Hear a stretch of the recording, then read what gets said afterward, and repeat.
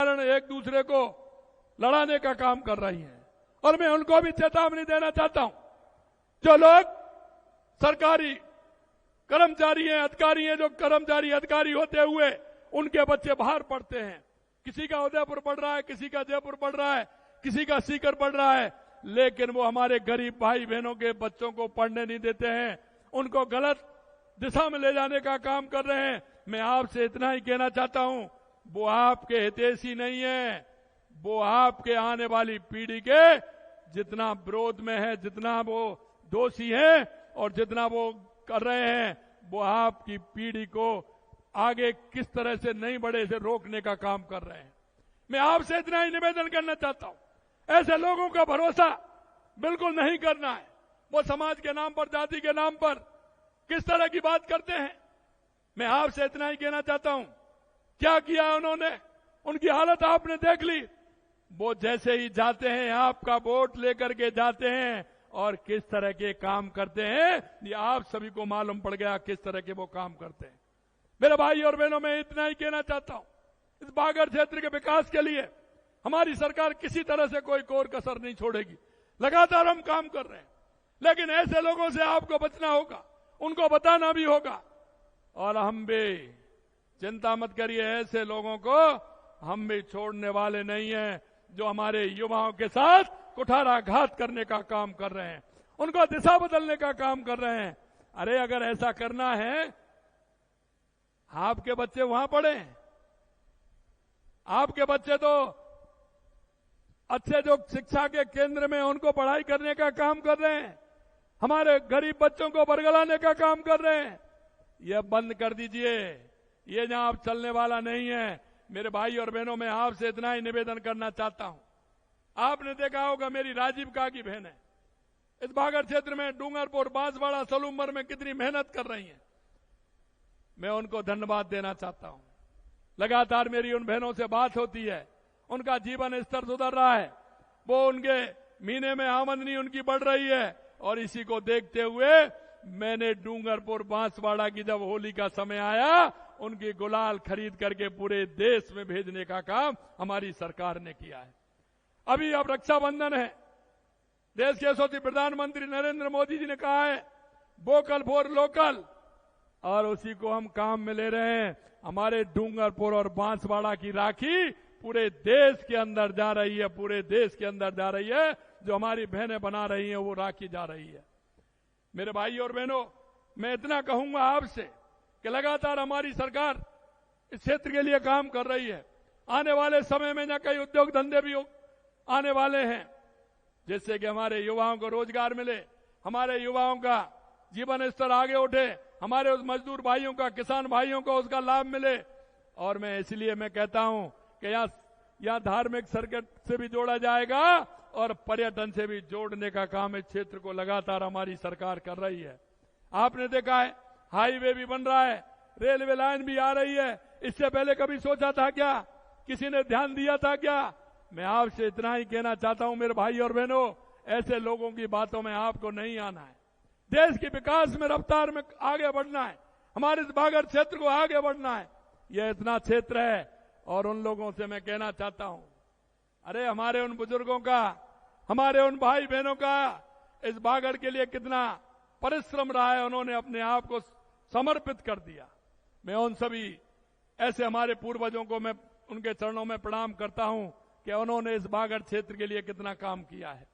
मेरे भाई और बहनों, हमारे जो केंद्र हैं, हमारे जो आस्था के केंद्र हैं, हमारे ऐसे पूर्वज हैं, महापुरुष हैं, उनको हमें श्रद्धा से नमन करना चाहिए और उनके स्थान को आगे विकास करना चाहिए, जिससे आने वाली पीढ़ी भी हमारी देखेगी कि हमारे बागड़ क्षेत्र के लिए, हमारे देश के लिए कितना इन्होंने बलिदान दिया है। मैं अंत में आपसे इतना कहूंगा मेरे भाइयों, किसान और आदिवासी हमारे समाज के मजबूत स्तंभ हैं। हमने 2047 तक विकसित राजस्थान का जो संकल्प लिया है, वो संकल्प तभी साकार होगा जब हमारे गांव समृद्ध होंगे, जब हर किसान खुशहाल होगा और जब हर जनजातीय परिवार को सम्मान मिलेगा, सुविधा के अवसर उनको मिलेंगे। हम इसी सोच के साथ गरीब किसान और मजदूर के लिए काम करते हैं। जनजातीय समुदाय के समग्र विकास के लिए लगातार हम काम कर रहे हैं। और आपने देखा है लगातार हर दूसरे तीसरे महीना मेरा डूंगरपुर, बांसवाड़ा, सलूमर लगातार दौरा हो रहा है। लगातार मैं आपके बीच में आ रहा हूं और आपकी योजना जल्दी से ही हमारे इस बागड़ क्षेत्र को एक पर्यटन का स्थल भी बनाएंगे और एक धार्मिक सर्किट भी बनेगा। हमारे आदिवासी भाइयों का समाज स्तर ऊपर भी उठेगा और हमारे आदिवासी भाई से जुड़ करके रोजगार के अवसर भी हम उपलब्ध कराएंगे। मैं आपसे मेरे भाई और बहनों इतना ही निवेदन करना चाहता हूं कि आज आप इतनी बड़ी संख्या में इस कार्यक्रम में उपस्थित हुए हैं। निश्चित रूप से आप ये भरोसा रखिए कि आने वाला समय आपका है, क्योंकि यहां की ये भूमि, यहां की प्राकृतिक सौंदर्य, यहां का माई का ये पानी और यहां से गुजरने वाले हाईवे, रेलवे, ये हमारे विकास की सीढ़ी है, विकास की सीढ़ी है। इसलिए आप चिंता मत करिए। इस क्षेत्र में आने वाले समय में एक परिदृश्य बदलने वाला है।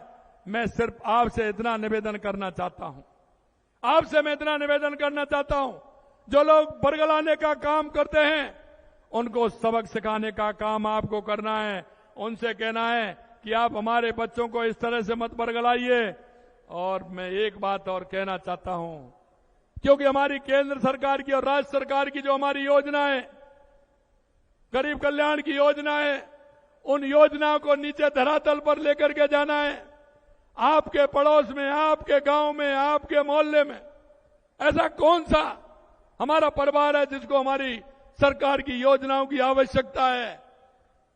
क्योंकि हम इस देश के और प्रदेश के नागरिक होने के नाते हमारा कर्तव्य बनता है कि हम उन योजनाओं का लाभ अंतिम पंक्ति में खड़े उस व्यक्ति तक पहुंचाने का काम करें। कभी कभी आपने देखा होगा, दिए तले अंधेरा होता है। हमारे मोहल्ले में हमारी कोई बूढ़ी मां रहती है, कोई हमारा विकलांग भाई रहता है, कोई हमारी ऐसी माता बहनें रहती हैं, कोई युवा, बेरोजगार युवा रहता है। ऐसे युवाओं को हम हमारी योजनाओं का लाभ दिला करके उसके जीवन स्तर को उठाने का काम करने का हम सभी का दायित्व बनता है। और ये आपके पड़ोस में देख लेंगे, आपके रिश्तेदार में देख लेंगे, आपके मिलने वाले के यहां देख लेंगे, तो आपको कोई ना कोई मिलेगा। हमारे जनप्रतिनिधि आपके बीच में बैठे हैं, आप जाइए, उनसे बात करिए कि किस योजना में इसको लाभ मिल सकता है। उन योजनाओं का ज्यादा से ज्यादा लाभ दिला करके उसके जीवन स्तर को ऊपर उठाने का काम करिए। अंत में मैं आपसे इतना कहूंगा, आप देख रहे हैं लगातार हमारी सरकार काम कर रही है। आप कहते थे कि वन क्षेत्र में पट्टा नहीं मिलता है, वो भी काम हमने प्रारंभ किया है। आप कहते हैं एकल घर होता है, वहां लाइट नहीं जाती है, धीरे धीरे वो लाइट भी आपके यहां पहुंच रही है। आपकी जो समस्या है वो पूरी तरह से हम जानते हैं, और एक किसान को समस्या को, मजदूर की समस्या को हमसे ज्यादा कोई नहीं जान सकता। आदिवासी भाइयों के सामने क्या परेशानी है, वो पहाड़ी पर कैसे चढ़ करके अपने घर जाता है, अपने निवास पर जाता है, इसको भी हम जानते हैं। इसलिए मैं कहना चाहता हूं मेरे भाई और बहनों, देश के यशस्वी प्रधानमंत्री नरेंद्र मोदी जी के नेतृत्व में यह डबल इंजन की सरकार है, ये डबल इंजन की सरकार है। और हम चाहते हैं कि हमारे गरीब भाई को उसका फायदा मिले। इसलिए मैंने आपसे निवेदन किया है, आपके पड़ोस में कोई भी ऐसे भाई बहन रहते हैं, उन सभी को सहारा देकर के उनको उनकी योजनाओं को लेकर के, उन योजनाओं का फायदा उनको कैसे मिले, ये हम सभी को करना है और उनके जीवन स्तर को ऊपर उठाना है। इतना मेरा आप सभी से निवेदन है। आने वाले समय में और भी यहाँ कार्यक्रम होने वाले हैं, क्योंकि मेरा दौरा भी आगे होने वाला है। मैं एक एक विधानसभा में यहाँ जाने वाला हूं। मैं इतना ही मेरा निवेदन है कि आप सभी के साथ चल करके हमारे क्षेत्र का विकास कैसे हो, हमारे बागड़ का विकास कैसे हो। कई लोग मेरे पास आते हैं, मेरे से कहते हैं, मैं निश्चित रूप से कहना चाहता हूं कि ये हमारी उपजाऊ भूमि है, ये हमारी ऐसी भूमि है बागड़ की, इसमें रोजगार की अपार संभावना है। हम यहीं बैठे हुए व्यक्ति को क्या रोजगार दे सकते हैं, इसकी पूरी योजना हम बना रहे हैं कि किस तरह से उसको लाभ मिल सकता है।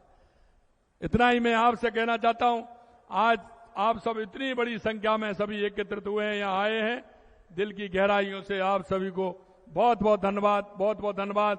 मेरे साथ बीसी में जुड़े राजस्थान भर के सभी हमारे किसान भाइयों को, जिनको आज देश के यशस्वी प्रधानमंत्री नरेंद्र मोदी जी ने किसान सम्मान निधि देने का काम किया है, ऐसे सभी मेरे किसान भाइयों को।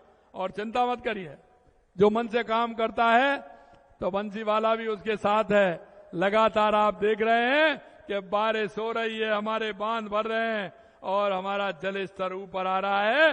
ये उस बंसीवाले की कृपा है। इसलिए किसी प्रकार की कोई बारिश सावन का महीना है। और पिछली बार तो अगस्त और सितंबर के महीने में बांध भरे थे, लेकिन अब की बार ऐसी कृपा है कि जुलाई के महीने में भी आधे से ज्यादा हमारे राजस्थान के बांध भर गए।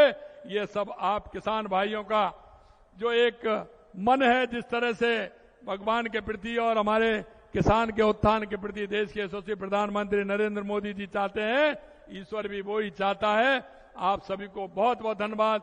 जय हिंद, जय भारत, जय राजस्थान। धन्यवाद, बहुत बहुत धन्यवाद माननीय मुख्यमंत्री महोदय। आपने विश्वास दिया है हमको, आपने आकाश दिया है हमको। और श्री महेंद्र